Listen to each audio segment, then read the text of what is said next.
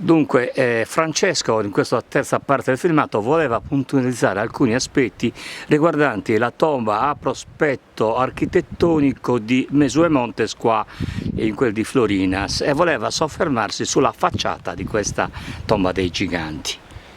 Da questa prospettiva osserviamo la facciata nella sua bellezza architettonica. Vedete oltre la stele, vedete l'ala dell'esedra leggermente arcuata, questa che vediamo in fondo. In primo piano abbiamo l'altra ala dell'esedra, ma quello che stupisce qui è vedere con quanta cura gli scultori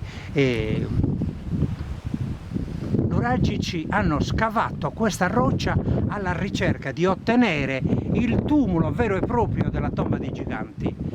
Questo vuol dire che la cultura della tomba dei giganti, che è diffusa in tutta la Sardegna ed è una struttura organizzata e costruita con pietre sovrapposte, qui a Ossi, nel territorio comunale di Ossi, mi permetto di correggere perché non siamo a Florinas, siamo a Ossi, qui la cultura è arrivata così forte da costringere questi nostri antenati a passare tanto di quel tempo per scavare questa roccia, che se anche tenera ci vuole una grande motivazione perché uno possa arrivare a realizzare opere così monumentali.